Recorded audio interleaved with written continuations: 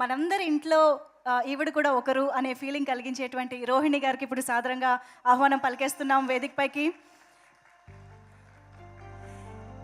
ఏ లాంగ్వేజ్లో అయినా సరే, ఏ పాత్రలో అయినా సరే, ఒక్క డైలాగ్ అయినా, ఒక్క సీన్ అయినా, ఒక్క ఎక్స్ప్రెషన్ అయినా సరే మా మీద ఎంత ఇంపాక్ట్ చూపిస్తుందో అందరికీ తెలిసిన విషయమే. Rohini ma'am, very very happy to see you. Please welcome. So yes, ARM గురించి మీ ద్వారా మేము చాలా విషయాలు తెలుసుకోవాలనుకుంటున్నాము. మీరు ఏ పీరియడ్లో కనిపిస్తారు మాకు, ఎలా కనిపించబోతున్నారు? చాలా క్యూరియస్ క్వశ్చన్స్ ఉన్నాయన్నమాట మాకు. సో ట్రైలర్లో కనిపించి కనిపించకుండా, తెలిసి తెలియకుండా చాలా చెప్పారు, అందుకనే. So ma'am, over to you. అందరికీ నమస్కారం అండి. కొంచెం లేట్ అయింది, క్షమించండి. ఎందుకంటే మా ఐశ్వర్య రాజేష్ కూడా రావాలి అని చెప్పి, కానీ నీ మీద వెయిట్ లేదు, అందరం ఉంటే బాగుంటుంది అని. డైరెక్టర్ గారు రాలేకపోయారు, ఈరోజే సెన్సార్ అన్నమాట, అక్కడ కేరళలో ఉన్నారు, అందువల్ల రాలేకపోయారు. అందువల్ల మనం అందరం ఈ పిక్చర్ గురించి మాట్లాడడానికి కరెక్ట్గా అందరం ఉండాలి అని చెప్పేసి అనుకున్నాం అనమాట.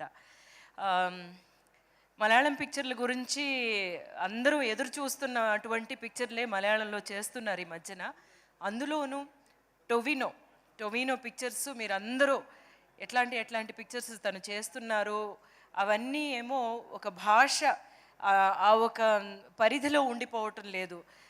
మనం అందరూ గర్వపడగలిగే సినిమాలు మలయాళం నుంచి వస్తున్నాయి. ముఖ్యంగా ఇక్కడ కూర్చున్న ఆర్టిస్టులు అందరూ అందులో భాగమై ఉన్నారు. 2018 అయితే ఆస్కార్కి కూడా వాళ్ళు చూశారనమాట. ఇలాంటి సబ్జెక్ట్స్ చేస్తున్న ఈ మలయాళం అక్కడి నుంచి, ఇండస్ట్రీ నుంచి చాలా అంబిషియస్ ప్రాజెక్ట్ అండి ఇది. మీకు చూస్తుంటేనే తెలుస్తుంది అనుకుంటాను. చాలా అంబిషియస్ ప్రాజెక్ట్ అన్నమాట.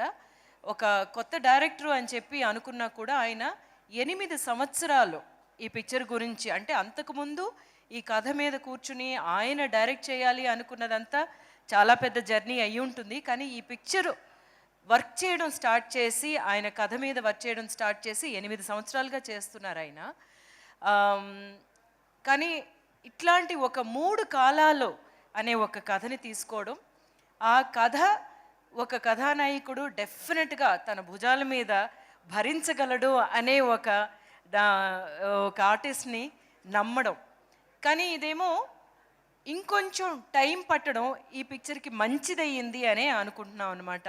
ఎందుకంటే టొవినో ఈ లోపలేమో మిన్నల్ మురళి చేశారు, 2018 చేశారు. ఇలాగా చేసిన తర్వాత ఈ ఏఆర్ఎం, అజయ్ అంటే రెండాం మోషణం, మలయాళంలోనేమో అది మీకు అందరికీనేమో, ఇది తెలుగులో చెప్పాలంటే అజయ్ గాడి రెండవ దొంగతనం. సో ఈ టైటిల్లోనే తెలిసిపోతుంది కదా, ఏదో కథ చాలా ఇంట్రెస్టింగ్గా ఉంటుంది.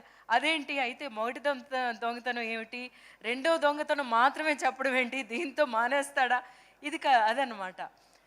ఈ 3 క్యారెక్టర్స్ మీరు చూసారంటే తనే చేశాడా అనే ఒక విధంగా ఆశ్చర్యపోయేటట్టు అన్నమాట యాక్చువల్గా డిజైన్ చేసింది.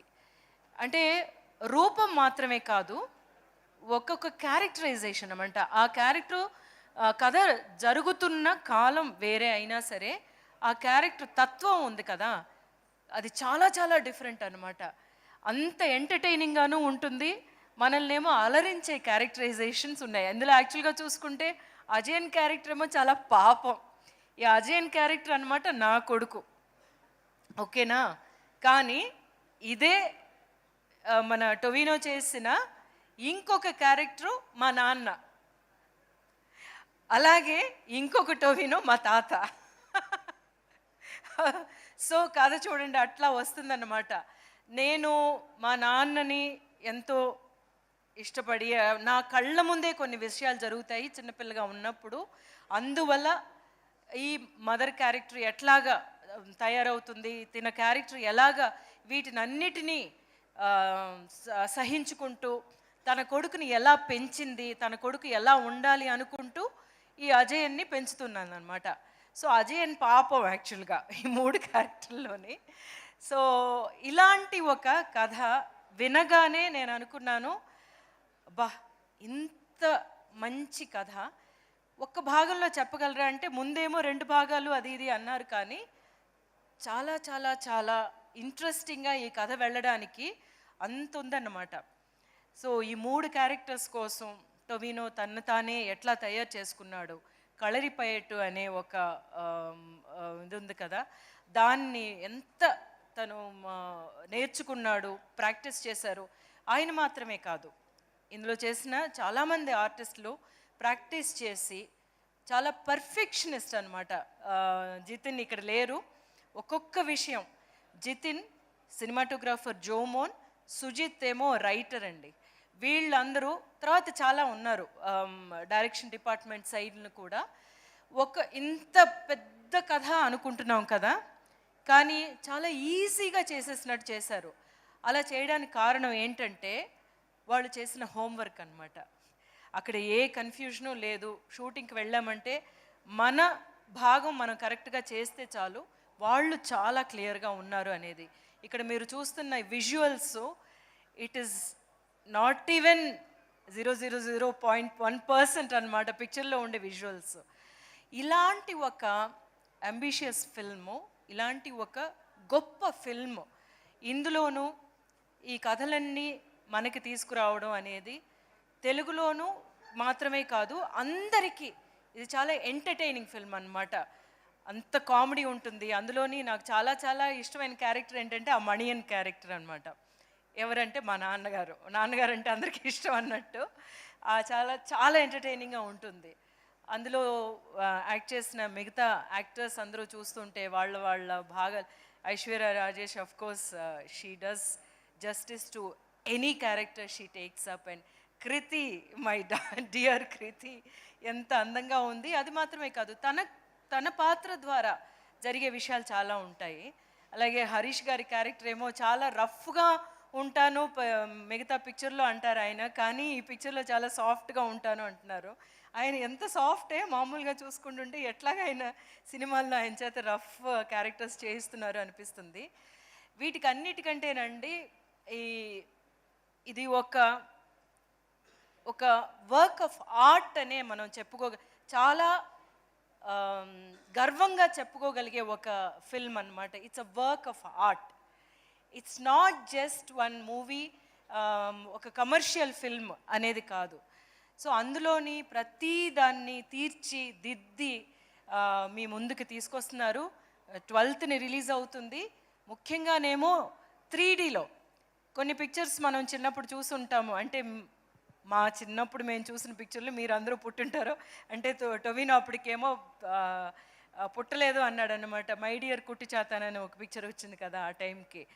బట్ కొన్ని పిక్చర్లు మాత్రమే 3D కోసం చేయగలిగే ఒక కథలు ఉంటాయి. అలాంటి కథ ఈ పిక్చర్ అన్నమాట. So it's not just for one more ఒక ఆస్పెక్ట్ ఉంటుంది. 3D ఉంటే అదొక అట్రాక్షన్, అలా కాదు. సో 3Dలో చెయ్యడమే ఈ కథకి మనం చాలా చాలా జస్టిస్ చేసినట్టు ఉంటుంది అనేది. ఇంకా చాలా ట్రై చేయాలనుకున్నారు యాక్చువల్గా జితిన్ అయితే. చాలా విషయాలు ఇప్పుడేమో తెలుగులో మనం పిక్చరు రిలీజ్ చేస్తున్నప్పుడు ఏఐ ఉపయోగించి మీ లిప్ మూమెంట్ కూడా తెలుగుకి అనువైనట్టు నేను చేయగలను మేడం చెప్పేసి అన్నారు. కానీ యాక్చువల్గా ఆలోచిస్తే ఎంత బాగుండేది అనిపించింది అనమాట. సో అంటే మనకి ఒక మలయాళం పిక్చర్కి తెలుగు డబ్బింగ్ చేసినట్టు కాకుండా లిప్ మూవ్మెంట్ కూడా, అంటే మా వాయిస్ ముందు రికార్డ్ చేసేసి దానికి తగినట్టు లిప్ మూవ్మెంట్ని సింక్ చేసి చేద్దామని చెప్పి అనుకున్నారు. సో జితిన్ ఏమో అట్లా ఆలోచించే ఒక director. It's a wonderful experience. ఎప్పుడు మలయాళం పిక్చర్లకి నాకు ఏమో బేస్ పడిందే యాజ్ అన్ యాక్టర్ ఏమో మలయాళమే అని ఎప్పుడు చెప్తూ ఉంటాను కదా. మలయాళం డైరెక్టర్స్ పిలిస్తే స్టోరీస్ని విన్నప్పుడు వెంటనే నేను ఒప్పుకోవడానికి కారణం ఏంటంటే వాళ్ళ స్ట్రాంగ్ స్టోరీ టెల్లింగ్. సో ఆ స్ట్రాంగ్ స్టోరీ టెల్లింగ్ ఉన్న ఈ పిక్చరు, అందులోనే మీకు అందరికీ అప్పుడే ఇంతకుముందే ఈ పిక్చర్లో రాకముందే నచ్చేసిన స్టార్సు, యాక్టర్స్ ఉన్నారు. అంతా ఇంత కష్టపడలేదన్నమాట టొవినో యాక్చువల్గా ఈ పిక్చర్ కోసం. అండ్ చేసినట్టు చెప్తూ ఉంటారు కానీ but it will be a milestone for his career యాక్చువల్గా చెప్పాలంటే. సో ఇట్లాంటి ఒక ఫిల్మ్ 12th రిలీజ్ అవుతుంది. మళ్ళీ మీ అందరి ముందుకి ఇట్లాంటి ఒక మంచి పిక్చర్తో రావడం అనేది నాకు చాలా సంతోషంగా ఉంది. నేను అందుకే అన్నాను అనమాట, హైదరాబాద్కి డెఫినెట్గా నన్ను తీసుకెళ్ళండి, మా తెలుగు వాళ్ళతోటి నేను మాట్లాడతాను, నేను చెప్తాను అని చెప్పేసి. వేరే ఎక్కడికి వెళ్ళలేదన్నమాట. కేరళలో వాళ్ళు చూసుకుంటారు, కర్ణాటకలో చూసుకుంటారు అంతా, బట్ ఆంధ్రప్రదేశ్ మాత్రం నేను వస్తాను అని చెప్పాను అనమాట. సో నాకు చాలా డియర్ ఫిల్మ్ అండి ఇది. ఎందుకంటే అంత స్టఫ్ ఉంది, మీరు చూస్తుంటేనే మీకు అర్థమై ఉంటుంది. అండ్ అందరూ చూడండి. అందులో మైత్రి మూవీ మేకర్స్ ద్వారా రాబోతుంది అన్నది మా ఆస్థాన కంపెనీ లాగా. So I'm really happy that Mythri movie makers ఈ పిక్చర్ని రిలీజ్ చేయడం అనేది. అండ్ మిగతా ఆర్టిస్టులు, బెసిల్ జోసెఫ్ అంటే మీరు చెప్పినట్టు he's become world famous now. అన్ని దెబ్బలు తిని వరల్డ్ ఫేమస్ అయిన యాక్టర్ అంటే ఆయనే అయి ఉంటాడు అనుకుంటాను. సో వీళ్ళందరూ కలిసి, అంటే ఆయనే ఒక హీరో, ఆయనే ఒక డైరెక్టరు, కానీ ఈ పిక్చర్లో ఆయన ఒక క్యారెక్టర్ చేస్తున్నారు. మలయాళంలో ఎప్పుడు అలా జరుగుతూ ఉంటుందన్నమాట. సో డెఫినెట్గా ఈ పిక్చర్ మీకు అందరికీ నచ్చుతుందని తెలుసు. మళ్ళీ వారమో లేకపోతే 10 రోజుల తర్వాత వచ్చి కలిసినప్పుడు మీరే చెప్తారు ఎట్లా ఉంది ఈ పిక్చర్ అనేది.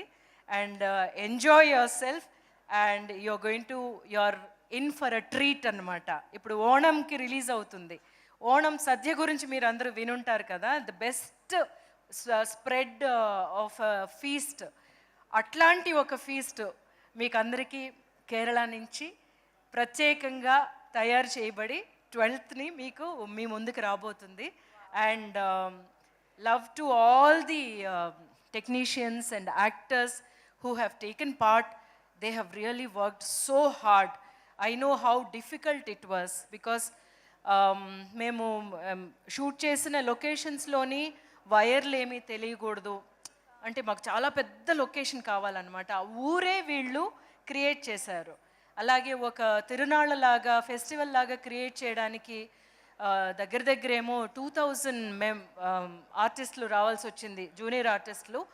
నాకు తెలిసి ఒక 15 రోజులు వాళ్ళందరూ తీసుకొచ్చి పొద్దున్నొచ్చి రాత్రి వచ్చి పొద్దున్న వెళ్ళేవాళ్ళు అనమాట. ఇదంతా ఒక మలయాళం పిక్చర్లో చేయగలరా అని చెప్పి అనుకుంటే వాళ్ళు చేయగలిగింది చాలా పెద్ద విషయం. అందులో ఒకటి ఉన్నది ఏంటంటే ఈ స్టోరీని మనం బాగా తీసుకెళ్ళాలి అనే ఒకే ఒక్క ఆలోచన అనమాట. So great, and thank you for this opportunity again and again, because my directors give me this kind of a great opportunity for me to stand here again and say that I'm part of a great film, another great film, Mani. And enjoy yourselves on the 12th. It's going to be a fun ride. Thank you, Andy. Super ma'am. And especially మీ మాటల్లో, మీ వాయిస్లో